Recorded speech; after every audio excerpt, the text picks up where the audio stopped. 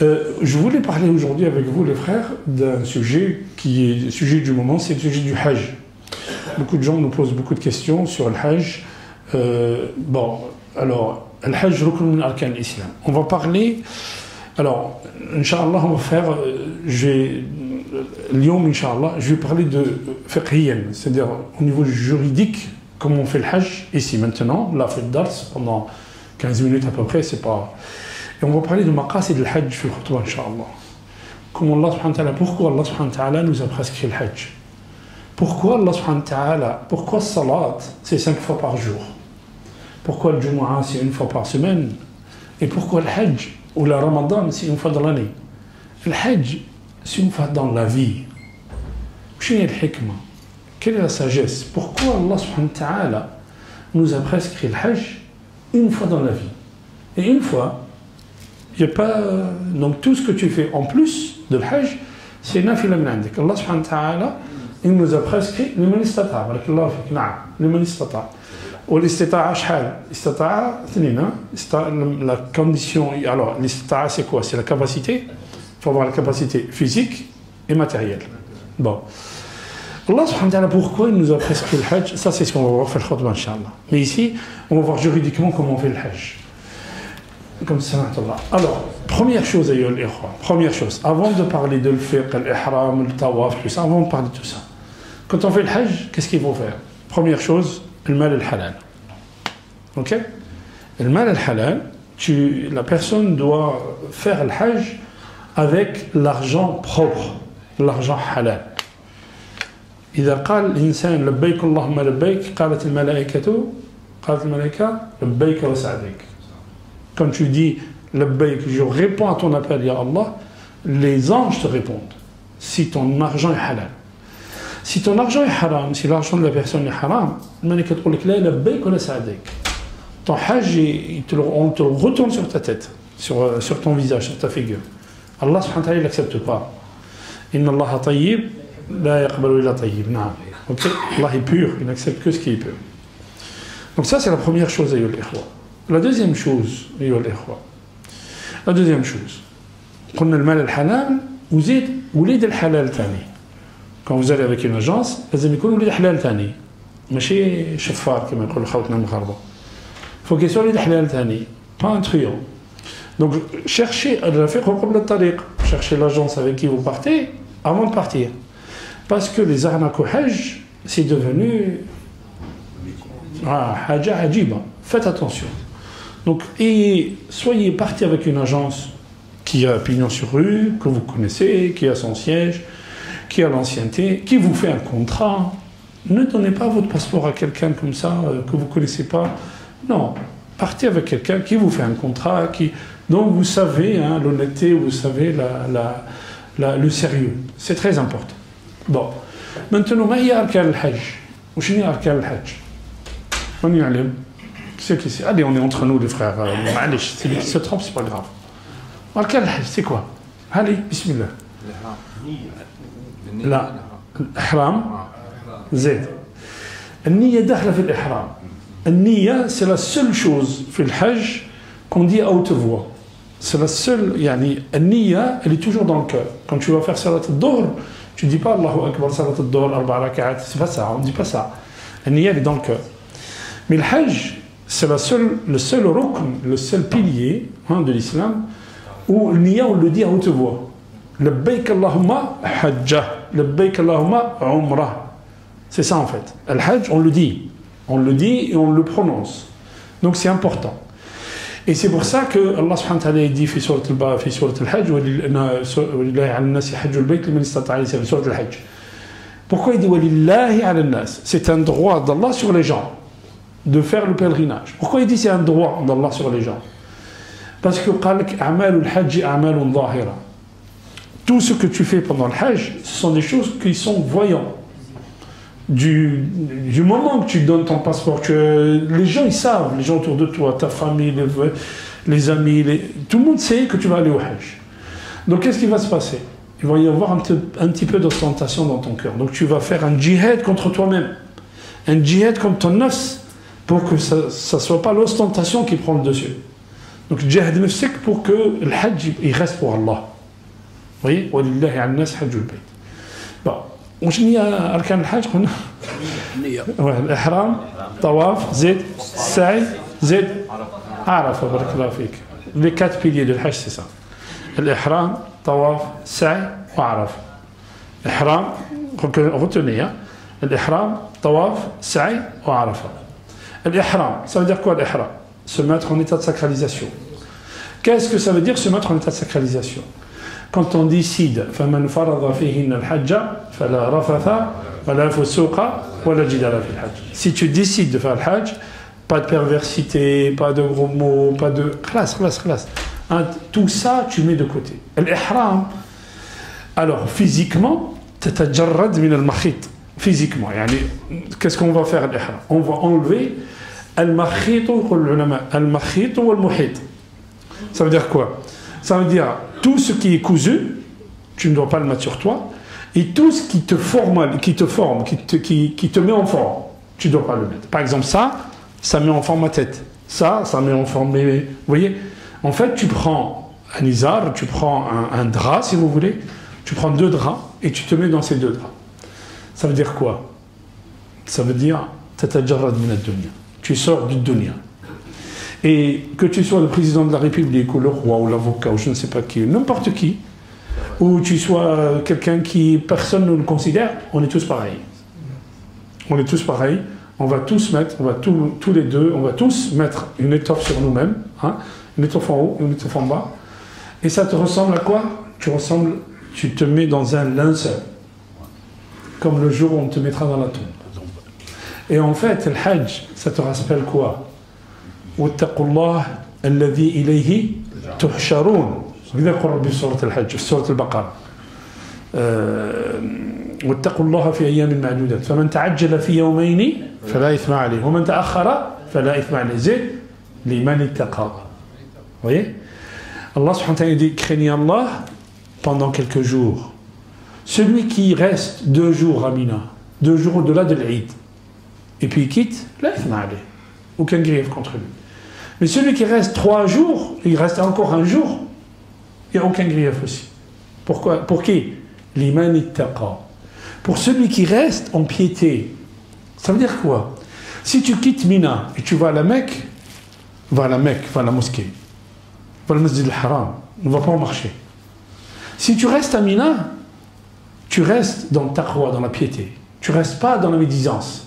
Et Flan il a fait, l'autre il a fait, t'as vu l'autre, t'as vu. Non. Vous voyez? C'est ça ce que ça veut dire. C'est ce que Allah. Et ensuite, Allah subhanahu wa ta'ala dit wattaqullah wa'lamu annakum ilayhi tuhsharun. Qu'est-ce que ça veut dire? Allah subhanahu wa ta'ala il nous rappelle que waqoud taqwa, l'essence même de la piété, c'est quoi? C'est le fait de savoir que nous serons rassemblés chez Allah. Al-hashr, le rassemblement chez Allah, c'est waqoud taqwa. C'est l'essence de notre crainte révérentielle d'Allah subhanahu wa ta'ala. C'est comme ça qu'il faut lire le Coran. Donc, quand on va au Hajj, la première chose, tajarrad min ad-dunya. Tajarrad min ad-dunya, tu essaies d'oublier le dunya, mais en même temps, même physiquement, tu enlèves tout. Vous voyez? Mais il ne faut pas que tu enlèves physiquement et la langue, elle reste. Vous avez vu, ayyuha al-ikhwa, que ayat al-Hajj في Coran, ayat al-Hajj, sourate al-Baqarah, elle vient après quoi? Après ayat Ramadan. Et c'est pas par hasard. Si Allah subhanahu wa ta'ala nous parle de Ramadan, et il nous dit ce qu'on doit faire pendant Ramadan, et après il nous rend le Hajj obligatoire. Pourquoi? Comme si Ramadan c'est une école pour le Hajj. Alors sallallahu dit Man lam yada'a qawla az-zuri wal 'amala bih fala hajata illa an yada'a ta'amahu wa sharabahu. Celui qui ne laisse pas les mauvaises paroles, la médisance, tout ça, la calomnie et le travail avec, c'est pas la peine qu'il délaisse son manger, son boire et son manger. Autrement dit, le prophète sallallahu alayhi wa sallam nous dit il faut vous éduquer. Le siyam nous éduque. Et c'est comme si le siyam c'est une école pour le Hajj. Pourquoi? Parce que le Hajj c'est une épreuve. Et le Hajj, ayyuha al-ikhwa, quand vous faites le Hajj avec quelqu'un, vous allez le connaître à vie. Hein? Vous allez le connaître à vie. Le Hajj, on ne peut pas faire semblant. Il peut faire semblant ici, comme a dit Omar al-Khattab. لعلك رأيته يدندن في المسجد. Peut-être que tu l'as vu faire des raka'at في المسجد. قالوا نعم. قالوا لا تعرفه. حجيت معاه. Tu as fait le hajj avec lui? قالوا non. قالوا tu as fait un commerce avec lui? Tu as fait une transaction financière avec lui? قالوا non. قالوا سافرت معه؟ non. جارك؟ non. كيف تعرفه؟ لعلك رأيته يدندن في المسجد. Peut-être que tu l'as vu secouer la tête à la mosquée. قالوا نعم. قالوا لا تعرفه. C'est pas parce qu'il secoue la tête à la mosquée ou il met un qamis que c'est un homme sur lequel tu peux compter. Vas-y, fais le hajj avec lui, tu vas voir. Et tu vas découvrir les hommes. Et tu vas découvrir celui qui pleure et qui fait un scandale pour sa sandale. Tu vas découvrir celui qui fait un scandale pour son zanzan. Tu vas découvrir celui qui pousse tout le monde parce qu'il veut passer lui le premier. Tu vas découvrir tout ça. Tu vas découvrir celui qui ne considère pas les autres du tout. Ben, tu vas découvrir tout ça. Tu vas découvrir que celui, dès qu'on le pousse, il devient... Vous voyez? Donc tout ça, tu le verras avec le hajj. C'est pour ça qu'Allah subhanahu wa ta'ala, qu'est-ce qu'il dit? Fala rafatha, wala fusuqa, wala jidala fil hajj. C'est très difficile, c'est pour ça qu'Allah subhanahu wa ta'ala nous le dit. Tu vas être bousculé. Il y a 4 millions de personnes, tu vas être bousculé. Tu vas être en retard, tu vas être fatigué, tu vas être... Et c'est là où on va voir là. Oui, c'est là. Ça, c'est lorsqu'on met l'intention, c'est ou lorsqu'on met l'ihram ou... La jidala fil hajj. La rafata ou le fusuq. فمن فرض فيهن الحج. Du moment que tu mets l'intention, tu commences à devenir... Même lorsque, par exemple, tu n'as pas encore pris l'avion en fait. Et bien sûr, bien sûr. Tu décides de le faire l'année prochaine. Oui. Du moment que tu mets Niyya, même si ça dure... Tu commences la jidal. La jidal, non, pas jidal. Les trois ensemble en fait. Oui, la rafata ou la fusuqa ou la jidal. Alors, j'explique la jidal. Pour ceux qui ont fait le hajj, ils savent très bien qu'à Mina, des fois il y a des jidal qui montent pour rien. Shaitan il vient, jidal il monte pour rien. C'est quoi le jidal? C'est moi qui ai raison. Toi tu dis, toi tu as raison, moi je dis, moi j'ai raison, on monte. Le temps il monte et voilà. C'est ça la jidal. Ok? Voilà. La rafata ou la fusuqa. Al-rafath, tu sais ce que c'est Al-rafath? Al-rafath, il y a muqaddimat al-jima'a. C'est ça ce que c'est. Al-rafath, c'est parler à son épouse avec des paroles douces qui sont les préliminaires d'une relation intime. C'est ça Al-rafath. Le fusuq, c'est la perversité. Le fusuq, c'est donc c'est une éducation que je dois avoir. Et encore plus, waqt al-hajj. Encore plus quand je suis waqt al-hajj. Tu n'es pas n'importe où. Et puis tu vas voir, le hajj c'est quoi? Le hajj c'est un congrès annuel. Les gens ils viennent de partout. Les gens ils viennent de partout. Donc tu n'es pas seul, frère. Alors, le hajj, on va le voir dans le khutbah, Inch'Allah, le hajj, Inch'Allah. Bon, on a dit l'ihram, zid. Tawaf, sa'i, zid. Arafa. Alors ça veut dire le hajj, Arafa. Alors, l'ihram, متى نضع الإحرام؟ كنت أسمي الإحرام. Normalement, on met l'ihram عند الميقات. En fait, la Mecque est un lieu sacré. On n'a pas le droit de rentrer à la Mecque avec ces habits-là. Quand tu rentres à la Mecque, tu dois te désacraliser. Et la Mecque, le Rasul a fixé des endroits. D'où tu viens, ça dépend d'où tu viens. De là où tu viens, tu dois te désacraliser à cet endroit. Si tu ne le fais pas à cet endroit, et que tu le fais par exemple quand tu arrives à Jeddah, par exemple ceux qui viennent du Maghreb, qui viennent de France comme nous, on doit se désacraliser à Rabir. Il y a un endroit, bon, mais dans l'avion on vous le dit, on est à Rabir, on est dans le Miqat. Si tu viens du Yémen, c'est Yalamlam. Al-Juhfa, si tu pars de Médine, et ainsi de suite. Donc il y a des endroits, il y a 5 endroits. Al-Iraq, ils ont leur Miqat aussi. Donc il y a un endroit où on doit se mettre en état de sacralisation. Si tu dépasses Rabir, cet endroit-là, et tu arrives à Jeddah, qui est la porte d'entrée de la Mecque, et que tu ne t'es pas mis en état de sacralisation, tu dois immoler un mouton. Ok? Tu dois immoler un mouton, donc عندك غرامة, comme on dit. لا ماشي هدي ماشي كيف لا فدية. شوف كاين الأضحية كاين الفدية وكاين الهدي. C'est pas la même chose. الفدية quand tu fais une erreur. الأضحية أضحية العيد. Vous voyez? Le hadi, pourquoi le hadi? Le hadi parce que tu vas rentrer en tamattu. J'explique. Il y a 3 façons de faire le hajj. 3 manières de faire le hajj. Tamattu, zid, qiran, zid, ou l'ifrad. Tamattu, qiran, ifrad. Tamattu, c'est quoi? Tu rentres avec l'Umrah, tu vas faire le Hajj, donc tu vas à la Mecque. Vous allez me dire, il y en a qui commencent par Médine. Médine ne fait pas partie de l'Hajj. Médine ne fait pas partie de l'Hajj. Médine, on va visiter la mosquée du prophète sallallahu alayhi wa sallam. وعندك أجر كبير quand tu visites la mosquée du prophète صلى الله عليه وسلم. المدينة. في المدينة نعم. المدينة عندك أجر كبير. لكن الحج c'est مكة والمشاعر à côté. منى وعرفة ومزدلفة. Donc التمتع c'est quoi التمتع? Tu rentres بالعمرة, tu te désacralises, tu enlèves l'ihram, tu te remets en habit comme ça et tu attends le hajj. Ça c'est التمتع. L'ifrad, tu rentres juste le hajj. Tu rentres, tu fais le hajj et tu finis. Alors, le Qiran, tu fais l'Umrah, tu restes en état de sacralisation et tu attends le Hajj. L'Ifrad ou le Qiran, laysa fihi muhaddi. Vous suivez? L'Ifrad, quand je fais le Hajj tout seul, quand je fais le Tamattu, je fais l'Umrah et je reste en état de sacralisation et je fais le Hajj derrière, je n'immole pas de mon temps. Mais Allah, il nous a donné une facilité, surtout pour les gens qui viennent de loin, comme nous.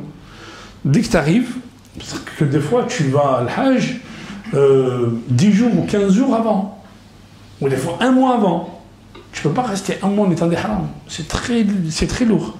Donc tu fais l'Umrah. Une fois que tu as fini l'Umrah, tu te désacralises, tu enlèves tes habits de ihram, tu te coupes les cheveux et tu attends le Hajj. Tu restes en habit comme ça, tu fais tes prières et tu attends le Hajj. Et le Hajj, il commence quand? Le 8e jour. Le 8e jour de Dhul Hijjah. Alors, Tawaf, on a dit, Rabir, on met l'ihram. On ne met pas l'ihram à Rabir. Hein. Si on part en avion, surtout si vous partez, si les gens partent d'ici directement à la Mecque, alors, soit vous mettez l'ihram ici à l'aéroport, soit si vous faites une escale, je ne sais pas moi, au Caire ou là à Istanbul, vous faites l'ihram à Istanbul. Mais vous ne faites pas à Rabir. Dans l'avion, vous ne pouvez pas faire l'ihram. Hein. D'accord? Donc, on met l'ihram déjà dans l'avion, et quand on arrive à Rabir, qu'est-ce qu'on commence? At-talbiya. لبيك اللهم لبيك لبيك لا شريك لك لبيك إن الحمد والنعمة لك والملك لا شريك لك. Et vous allez voir tout l'avion fait talbiya. On arrive à Rabir, donc on arrive à Jeddah, on prend les passeports et on va à la Mecque. Quand vous allez à la Mecque, vous allez poser les affaires et après l'Umrah. L'Umrah. Qu'est-ce qu'on fait? L'Umrah c'est quoi? L'Umrah c'est tawaf ou sa'i. C'est ça l'Umrah. Donc on va faire Sabat Ashwat, on va tourner 7 fois autour de la Kaaba, en commençant par Al-Hajar al-Aswad. Bismillah, Allahu Akbar. Allahumma imanan bika wa tiba'an li sunnati nabiyyika wa il y a beaucoup de dua. Le seul dua qui est connu sur le prophète sallallahu alayhi wa sallam, c'est le dua entre Al-Rukn al-Yamani ou Al-Hajar al-Aswad. وشنو هو؟ ربنا آتنا في الدنيا حسنة وفي الآخرة حسنة وقنا عذاب النار وادخلنا الجنة مع الأبرار. Il y a plusieurs fois. Voilà, c'est tout.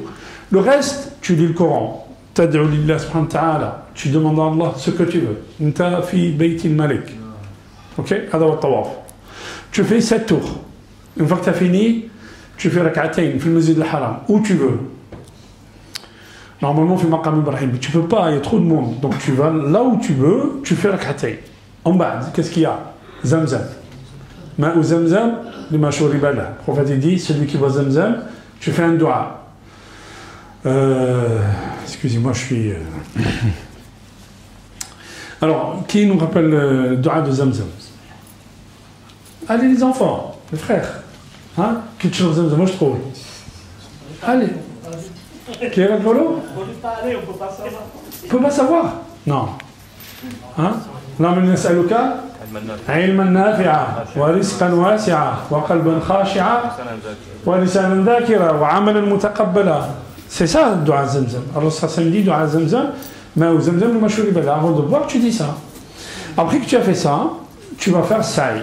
Tu commences par as-safa et tu finis par al-marwa. Inna as-safa wal-marwata min sha'airillah. Faman hajja al-bayta aw i'tamara fala junaha alayhi أن يطوف بهما ومن تطوع خيرا فإن الله شاكر عليم.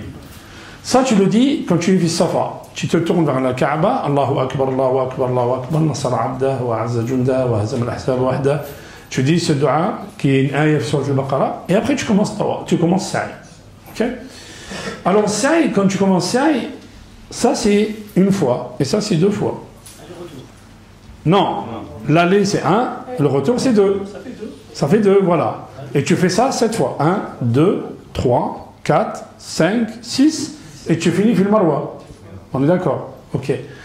Alors, il y a juste un endroit, c'est marqué avec des lumières vertes, où tu dois presser le pas. Tu dois juste presser le pas. Pourquoi on presse le pas? Parce que Hajir, quand elle cherchait l'eau pour son fils, à cet endroit-là, elle avait ce qu'on appelle Batn al-Wadi, c'est-à-dire qu'il y avait une petite colline, voilà. Elle descendait, donc elle ne voyait plus son fils, donc elle accélérait le pas pour remonter, pour voir son fils qui avait très soif. Oui, le harwala, ouais. Alors, donc on fait sa'i, safa al-marwa, et on finit, fait le marwa. Et quand tu as fini, quand on a fini, on se tourne vers le Kaaba et on fait du dua. Ou dua, inshallah, mustajab. Après, on se coupe les cheveux. Alors, le Rasul sallallahu alayhi wa sallam dit rahimallahu muhalliqin, rahimallahu muhalliqin, rahimallahu qama rajulun qala ya Rasulullah wal muqassirin. Le Rasul sallallahu alayhi wa sallam dit qu'Allah subhanahu wa ta'ala donne une grande miséricorde à ceux qui se coupent tous les cheveux, qui se rasent la tête. Et il y a quelqu'un qui dit ya Rasulullah, et ceux qui se coupent juste un peu. Rahimallahu muhalliqin. Le prophète 3 fois il a dit pour ceux qui se coupent les cheveux. ولك بكل شعرة يعني ذنب لأن الله سبحانه وتعالى يغفر ويرفعك درجة ويحطك سيئة يعني tu veux pas imaginer. Et ça c'est quoi ça Pourquoi Allah subhanahu wa ta'ala dit coupe-toi les cheveux, rase-toi les cheveux. Et on a des souvenirs des frères, des jeunes avec nous, machallah, de beaux cheveux, hein, ils ne voulaient pas se couper les cheveux. Et les frères ils l'ont forcé un peu à se couper les cheveux. Et vous savez pourquoi? Tu te mets dans un état d'humilité en fait pour Allah. Parce que généralement, les hommes, ils n'aiment pas avoir les cheveux, la tête rasée comme ça. Vous voyez, non, tu te mets dans un état d'humilité.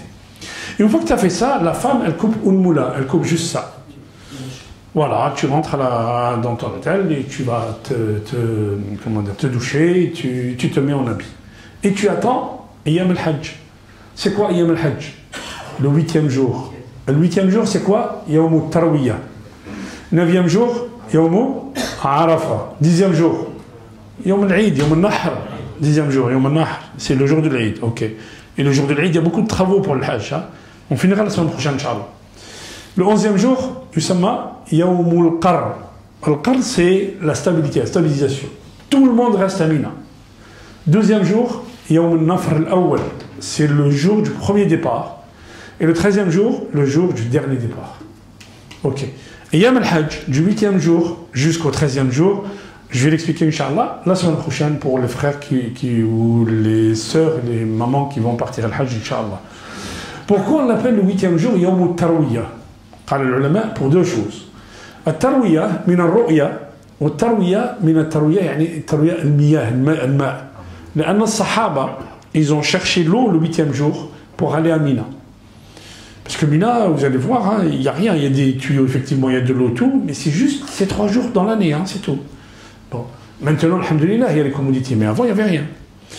Mais il y en a qui disent, Yawm al-Tarwiyah, c'est le jour où Sayyidina Ibrahim, alayhi salam, il a eu la révélation, il a eu la ru'ya, le rêve, oui, la vision, et il s'est acquitté, enfin, il a vu que effectivement Allah subhanahu wa ta'ala lui demande d'immoler son fils. Et c'était le 8e jour de Dhul Hijjah. Allah subhanahu wa ta'ala dit Al-Hajj ashhurun ma'lumat. Ma hi ashhur al-Hajj? Pourquoi il dit ashhurun ma'lumat? Ashhur al-Hajj, les mois de l'Hajj du pèlerinage, c'est Shawwal, Dhul Qa'da ou Dhul Hijjah. 3 mois. Shawwal, Dhul Qa'da, Dhul Hijjah. Ça veut dire quoi? Ça veut dire si tu vas pendant le Ramadan, tu fais une Umrah et tu te désacralises et tu attends le Hajj, non, ça ne marche pas. Il faut que Niya de l'Hajj, Tu'qad, il faut que tu mettes Niya quand? Dans les mois de l'Hajj. C'est-à-dire Shawwal ou Dhul Qa'da ou Dhul Hijjah. Si tu le fais Niyat Ramadan, non. C'est clair? C'est ça ce que ça veut dire Al-Hajj ashhurun ma'lumat.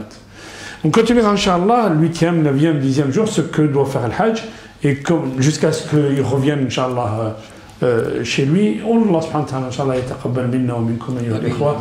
Allah subhanahu wa ta'ala yaktub al-Hajj à celui qui n'a pas fait le Hajj. Parce que le Hajj, c'est vraiment un voyage, ayyuha al-ikhwa. C'est un voyage terrestre, mais c'est surtout un voyage pour Allah subhanahu wa ta'ala.